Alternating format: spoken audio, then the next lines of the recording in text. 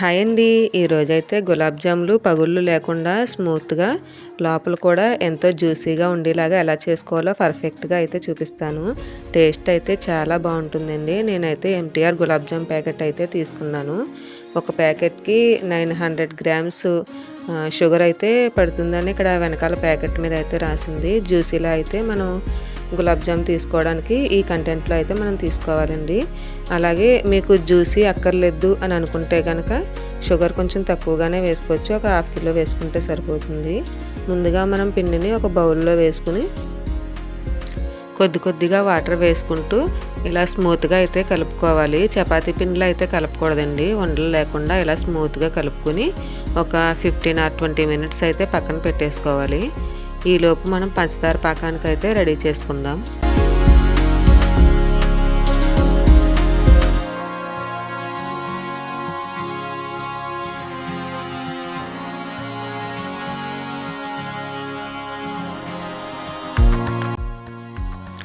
నేనైతే బాగా జ్యూసీగా ఉండడం కోసమని కేజీ ప్యాకెట్స్ అయితే తీసుకున్నానండి.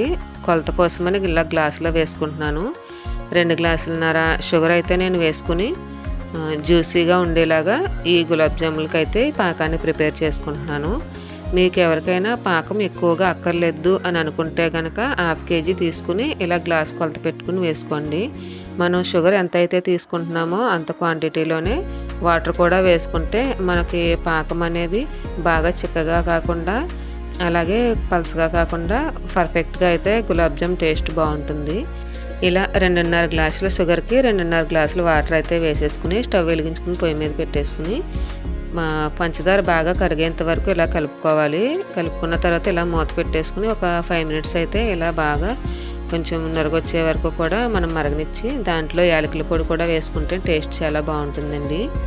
అలాగే మీ దగ్గర కనుక కుంకుమ పువ్వు ఉంటే అది కూడా వేసుకోండి. అది మీకు కలర్ కూడా బాగుంటుంది, టేస్ట్ కూడా చాలా బాగుంటుంది గులాబ్ జాము.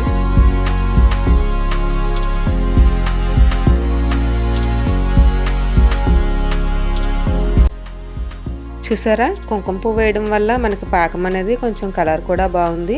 అలాగే జస్ట్ వేళ్ళకి అంటుకునేలా ఉంది. ఇప్పుడైతే మనకు పాకం రెడీ అయిపోయింది.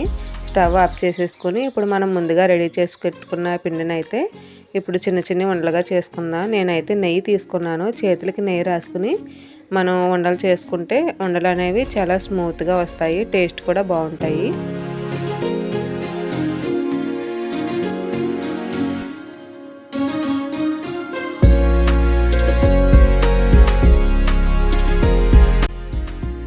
ఇలా మనం అన్నీ కూడా గులాబ్ జాములు రెడీ చేసేసుకుని పక్కన పెట్టేసుకోవాలి. మనం ఏంటంటే రౌండ్ షేపే కాకుండా ఇలా కొంచెం కోలగా కూడా రెడీ చేసుకుంటే చూడడానికి లుక్ అనేవి చాలా బాగుంటాయి. నేనైతే అన్నీ రెడీ చేసేసుకున్నాను. ఇప్పుడు బాండీ పెట్టుకుని ఆయిల్ కొంచెం వేడెక్కిన తర్వాత ఈ గులాబ్ జాములు అనేవి వేసుకోవాలి.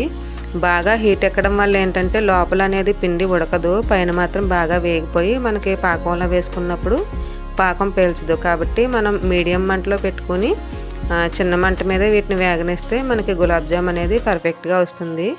అలాగే పగుళ్ళు కూడా రాకుండా చాలా నీట్గా అయితే గులాబ్ జాములు రెడీ అవుతాయి మనకి.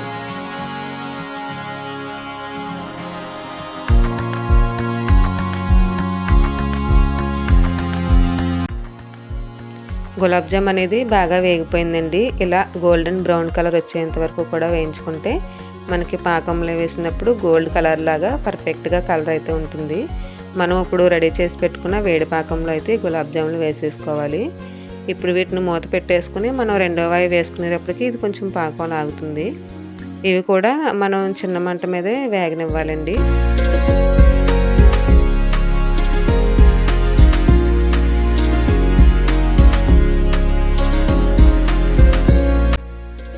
ఇప్పుడు రెండో వాయి కూడా వేగిపోయిందండి. మనం ముందుగా వేసుకున్న గులాబ్ జాముల్లోనే ఇవి కూడా వేసేసుకుని ఒక 15 to 25 మినిట్స్ అయితే ఇలా ఉంచేసుకుంటే పాకం అనేది బాగా పీల్చుకుంటుంది.